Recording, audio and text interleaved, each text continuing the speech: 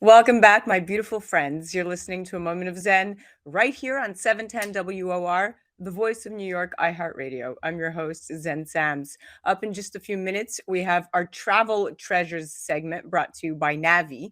And today, on New Year's Eve, we are in great company with the amazing Candice Lewis-Carter, an American fitness model and one of the greatest figure competitors in history.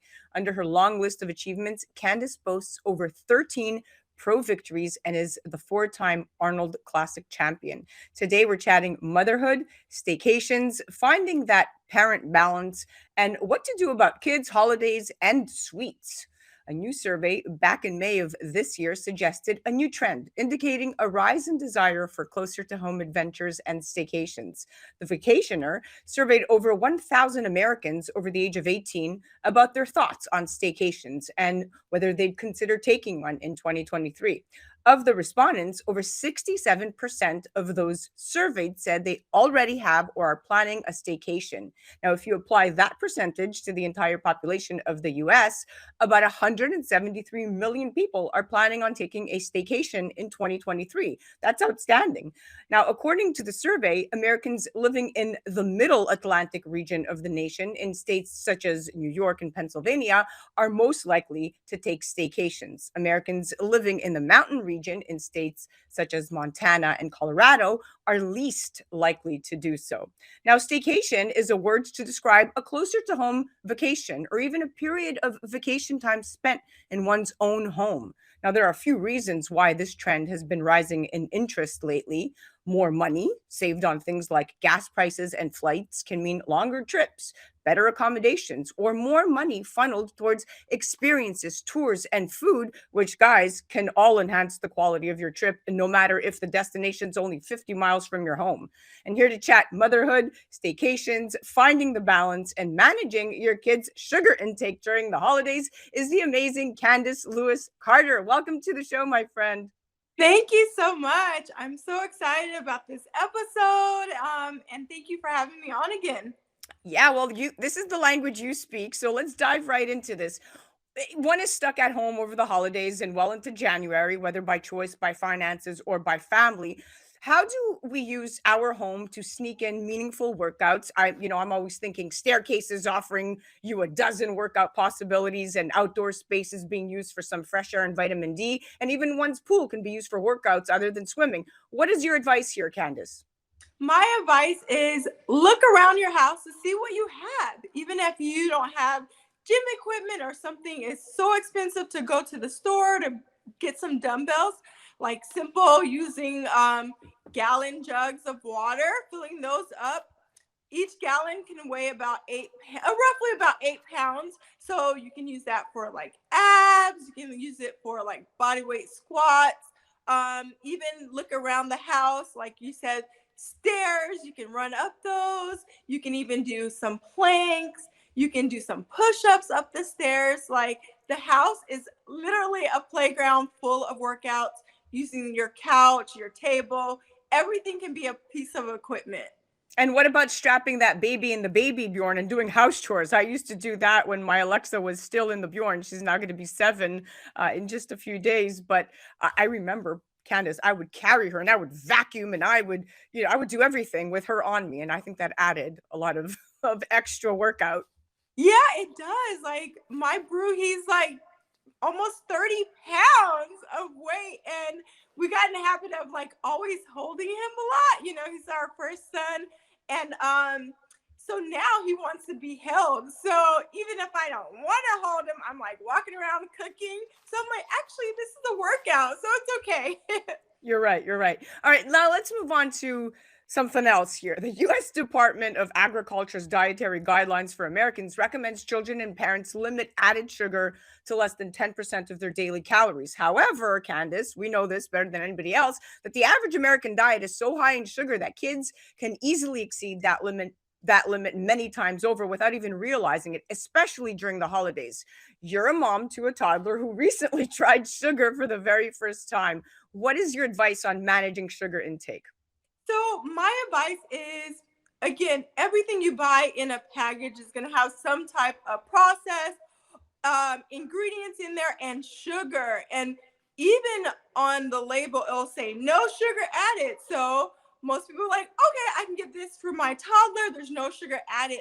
But in fact, there is sugar in there. So get in the habit of at least learning a few different type of artificial sugars. There's over 250 words for sugar that they can use on the back. So learn the like dextrose, sucralose, some of those. Learn the key ones, and you'll find out that you're looking on the front of the package and it says no sugar, but there's some sugar in there. So my advice is get a habit of learning a few of those different terms and ingredients, but also staying away from things that are in packages. So try something more natural, like adding honey maybe to certain things like oatmeal versus buying the packaged oatmeal that's already flavored with like cinnamon or something like that. Also, just stick to fruit. Fruit has natural sugars, and your child's going to digest that easier, and he's going to be a lot healthier for that.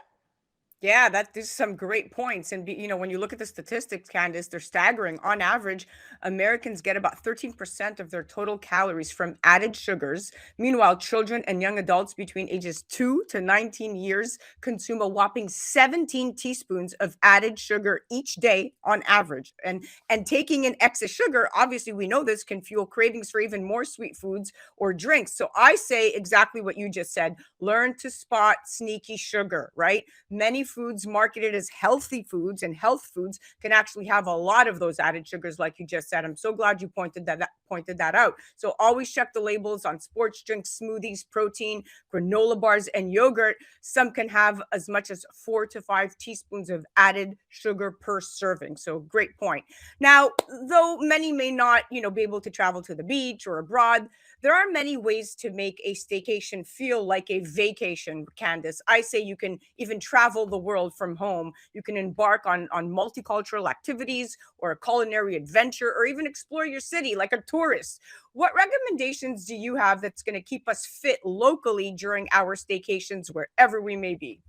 So we're doing a lot of staycations, and that's so interesting of this show because with our little one, we can't just hop on a flight. We have to plan. So having those staycations helps us keep everything fresh. So we like to check out different parks. So there's sometimes apps that you can download for your city that will have 20 to 30 different parks in maybe a small neighborhood that you had no idea about. So going to different parks, and you'll be surprised how many things you're able to do in parks. Sometimes they have a fitness park where there's equipment or there's trails, there's pull-up bars, and it's great for the entire family to be a tourist and kind of tour different parks in your neighborhood, or even get outside walking little trails that you can find right in your own neighborhood.